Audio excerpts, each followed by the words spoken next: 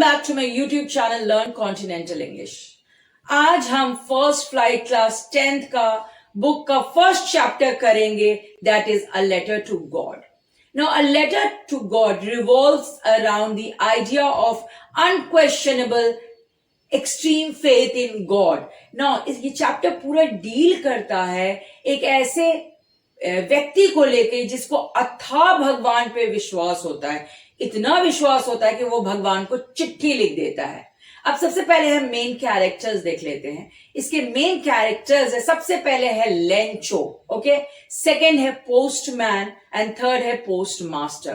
Family में और भी अदर लोग हैं लेंचो के, जैसे उसकी वाइफ है, बड़े बच्चे हैं, छोटे बच्चे हैं। तो फर्स्ट पॉइंट हम सबसे पहले इसको 10 to 12 पॉइंट्स में पूरे चैप्टर को डिवाइड करेंगे और एक एक पॉइंट में बहुत अच्छे से आपको एक्सप्लेन करूंगी कि आपको किताब रेफर करने की जरूरत ही भी नहीं पड़ेगी। फर्स्ट पॉइंट है Lencho and his field. So Lencho, remember, he is a poor farmer. वो एक गरीब किसान है। किस चीज की खेती करता है? कॉर्न यानी मकई की खेती करता है। और उसका घर कहाँ पे है? पूरी वैली में सिर्फ उसका ही घर है जो कि लो हिल के क्रेस्ट के ऊपर है। क्रेस्ट मतलब होता है टॉप ऑफ अ हिल, यानी हिल क्या है? लो है, उसके टॉप पे उसका घर है। और खेती किस चीज की करता है? वो कॉर्न यानी मकई का खेती करता है। अब वो अपने घर से, इतना टॉप में उसका घर है कि वो आराम से अपने फील्ड को, मकई के फील्ड को, रिवर को, सबको घर से ही देख सकता है। अब क्या है, उसका फील्ड आप जान ही गए हो कि किस चीज का, मकई का खेती करता है। उसको लेंचो को ऑक्स ऑफ अ मैन भी बोला गया है। ऑक्स ऑफ अ मैन का मतलब होता है a person who is very hard working. इसलिए उसको इतना हार्ड वर्किंग बोला गया है क्योंकि वो बैल की तरह अपने खेत में काम करता है। ओके, सेकेंड पॉइंट है द नीड फॉर रेन और अ डाउनपोर और एटलीस्ट अ शावर। डाउनपोर का मतलब होता है बारिश। क्या होता है कि इन लोग बस वेट कर रहा है, लेंचो वेट कर रहा है एक अच्छी बारिश का, क्योंकि फार्मर्स के लिए बारिश बहुत जरूरी होता है। अगर अच्छी बारिश होती है तो उनके अच्छे फसल होते हैं, अच्छे फसल होते हैं तो अच्छे पैसे आते हैं फसल को, क्रॉप्स को बेच के। So he is waiting for a good rainfall. अब क्या होता है कि बार बार उस दिन वो नॉर्थ ईस्ट के डायरेक्शन की तरफ देख रहा है और धीरे धीरे क्या होता है कि बारिश होती है उस दिन। जब बारिश होती है तो he gets very excited, वो बहुत ज्यादा खुश हो जाता है क्योंकि शुरू में बारिश अच्छी हो रही है। That is why he compares these raindrops with new coins. So third point है, he compares the raindrops with new coins, the big raindrops with 10 cents and the small raindrops with 5 cents. Remember, बारिश शुरू होती है, बहुत खुश हो जाता है, इतना खुश हो जाता है कि वो घर के बाहर चला जाता है और बारिश को फील करता है। बट धीरे धीरे क्या होता है कि ये बारिश ओले का रूप ले लेती है। सो थर्ड पॉइंट जो है चैप्टर का, that is rain changes into hello storms and he compares hail stones with silver coins. बारिश ओले में बदल जाता है, ओले पड़ना शुरू होता है तो ही गेट्स वेरी सैड। वो सोचता है कि जल्दी से ओले खत्म हो, बट ओले गिरना, खत्म लेने का नाम ही नहीं लेता है। वो कंटिन्यूअस 1 घंटे के लिए ओले पड़ता रहता है। आप समझ सकते हो 1 घंटे में क्रॉप्स का क्या हालत होगा। वो पूरे ही क्रॉप्स को डिस्ट्रॉय कर देता है। दूर से ऐसा लगता है कि वो पूरा फील्ड जो है वो वाइट सॉल्ट से भरा हुआ है। वो जब बारिश ओले का रूप ले लेती है बहुत दुखित हो जाता है और इनफैक्ट वो फील्ड में अपने बेटों को, क्योंकि इस घर में अदर फैमिली मेंबर्स भी, मैंने आपको बताया उसकी वाइफ है, बड़े बच्चे हैं, जो इनफैक्ट बड़े बच्चे फील्ड में काम कर रहे थे बारिश के पहले और छोटे बच्चे घर के पास ही में खेल रहे थे। तो he stands in the middle of the field, field के बीचों बीच खड़ा होकर अपने बच्चों से बोलता है कि a plague of locusts would have left more. Hailstones जो है वो कुछ भी नहीं छोड़ा है, क्योंकि ओले के कारण पूरा क्रॉप्स उसका बर्बाद हो जाता है, कुछ भी नहीं बचता है। सो रिमेंबर, फोर्थ पॉइंट क्या है? A plague of locusts would have left more, ये अपने बच्चों को बोल रहा है कि क्या होता है कि जब लोकस, आप इतना समझ लो, locust it's a kind of insect होता है जो क्रॉप्स खाता है। ओके, तो वो बोल रहे अपने बच्चों को कि अगर लोकस्ट क्रॉप को खाता तो कुछ तो छोड़ देता। ये जो हेल स्टोन्स हैं, ओले हैं, वो कुछ भी नहीं छोड़ा है। इनफैक्ट पेड़ पे एक पत्ता भी नहीं दिख रहा था। दूर से फील्ड कैसा दिख रहा था, ऐसा लग रहा था व्हाइट सॉल्ट से पूरा भरा हुआ है। उस रात उसका बहुत ज्यादा टेंशन में था। वो बोल रहा था अब हम तो भूखे मरेंगे, हमारे पास कुछ भी नहीं बचा। तो अब हम नेक्स्ट पॉइंट देखते हैं, that is the fifth point. Fifth point है Lencho's faith in God, he writes a letter to God. अब मैं आपको चैप्टर के बारे में बताई थी कि ये चैप्टर पूरा डील करता है अनक्वेश्चनेबल या एक्सट्रीम या अथाह विश्वास जो भगवान पे होता है।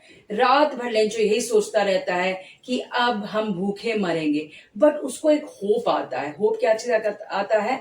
भगवान से मदद लेने का। वो भगवान को एक चिट्ठी लिखेगा जिसमें वो भगवान से 100 पेजोस का डिमांड करता है। अब आप समझ लो पेजोस क्या होता है। जैसे इंडिया का करेंसी रुपीज है, लंदन का पाउंड्स है, अमेरिका का डॉलर्स है, वैसे ही लैटिन अमेरिका का करेंसी को क्या बोलते हैं? पेजोस। क्योंकि एक्चुअली पूरी की पूरी स्टोरी सेट हुई है लैटिन अमेरिका में। Okay, remember, so remember Latin America का करेंसी को हम लोग क्या बोलते हैं? पेजोस।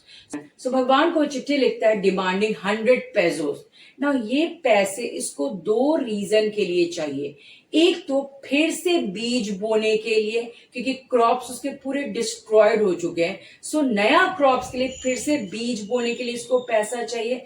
दूसरा, जब तक कि नया क्रॉप्स बिकेगा, फिर से पैसे आएंगे, तब तक उसको फैमिली को सपोर्ट करना है। So remember he demands 100 pesos from God. चिट्ठी लिख के, क्योंकि ये मैं आपको बता चुकी हूं कि वो पुअर फार्मर है, हार्ड वर्किंग है, बट उसको पढ़ना लिखना भी आता है। चिट्ठी लिख के वो टाउन जाता है, शहर जाता है और पोस्ट ऑफिस में जाके लेटर बॉक्स में उस चिट्ठी को गिरा देता है। Next point, that is sixth point. Sixth point है postmaster reads the letter, an act of charity, money gets collected. So remember, act of charity का मतलब क्या होता है? जो हम काम चैरिटी के लिए करते हैं, गरीब लोगों के लिए करते हैं। चिट्ठी गिराने के बाद पोस्टमैन, रिमेंबर पोस्टमैन भी one of the main characters है इस चैप्टर का।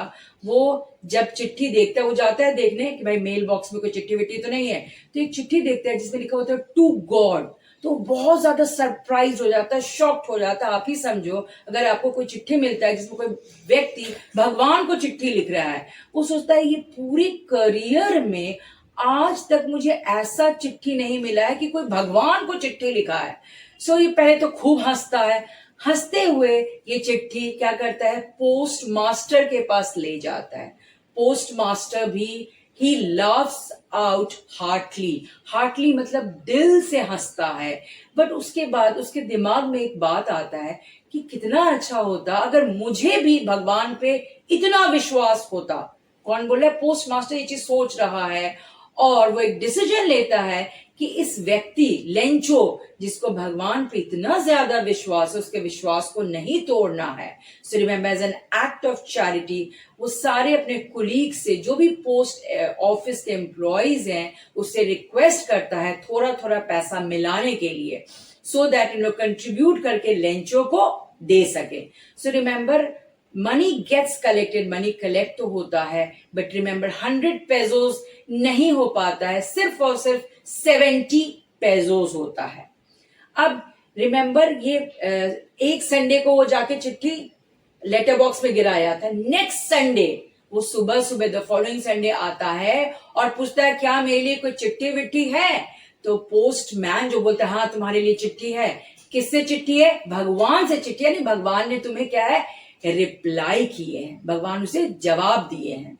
सो सेवेंथ पॉइंट है, remember, Lencho receives the letter. Okay, अब जब ये चिट्ठी रिसीव करता है ये बिल्कुल भी चकित नहीं होता है, बिल्कुल भी शॉक नहीं होता है। अगर मेरे पास अगर भगवान से चिट्ठी आ जाए ना तो मैं तो बहुत ज्यादा शॉक्ड हो जाऊंगी कि भगवान कैसे किसी को चिट्ठी लिख सकते हैं। तो बोलता है हाँ भगवान से तुम्हारे लिए चिट्ठी आया है। एंड क्या होता है? लेंचो चिट्ठी रिसीव करता है, जब वो चिट्ठी खोलता है तो उसमें देखता है कि सिर्फ और सिर्फ 70 पेजोज है, 100 पेजोज नहीं है, तो उसे गुस्सा आता है। जैसे चिट्ठी पढ़ता है उसे गुस्सा आता है। गुस्सा भगवान पे नहीं आता है, क्योंकि भगवान पे तो उसे अथाह विश्वास था। उसे गुस्सा आता है पोस्ट ऑफिस के सारे एम्प्लॉइज पे, क्योंकि उसको ये लगता है कि भगवान ने तो उसे 100 पेजोस दिए हैं, ये 30 पेजोस ये जो पोस्ट ऑफिस के एम्प्लॉइज है उन्होंने क्या कर लिया है, चुरा लिया है। रिमेंबर 8th पॉइंट है Lencho's second letter to God. अब इतने ज्यादा गुस्से में है कि फिर से पोस्ट ऑफिस के विंडो के पास जाता है, वहां से पेपर लेता है, इंक लेता है और फिर से एक चिट्ठी लिखता है। चिट्ठी क्या लिखता है कि भगवान अब जो आप मुझे पैसा भेजेंगे ना, ये मुझे 30 पेसोस और भेज दीजिए, क्योंकि ये जो पोस्ट ऑफिस एम्प्लॉइज है ना वो पैसा मेरा ले लिए हैं। Okay, so please send me these 30 pesos again. Now next point, which is very important, the biggest irony of the chapter, remember that is the ninth point है, the biggest irony of the chapter है कि जो Lencho को मदद किया था, जो लोग लेंचो को हेल्प किए थे 70 पेसोस देने में, पोस्ट ऑफिस के एम्प्लॉइज थे, उसी को वो बंच ऑफ क्रुक्स बना देता है। सो रिमेंबर लेंचो क्या बोलता है कि these post office employees are a bunch of crooks. Okay, so चिट्ठी में भगवान को लिखता है कि अब जो आप मुझे 30 पेजोस भेजेंगे वो मेल के थ्रू नहीं भेजिएगा, क्योंकि ये पोस्ट ऑफिस के जो एम्प्लॉइज हैं उन्होंने 30 पेजोस गायब किया है, उन लोग चोर हैं, उन लोग धोखेबाज हैं। So remember this is the biggest irony of the chapter. So this was the 9th point. So here we end with the chapter. Chapter खत्म हो जाता है।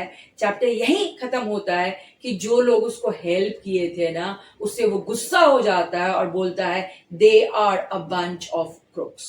Now मैं आपको 3 questions, बहुत 10th पॉइंट है, मैं important questions from the examination point of view से आपको बता रही हूं, जो बोर्ड में बार बार रिपीट हुआ है। फर्स्ट क्वेश्चन है, why does Lencho compare raindrops with new coins?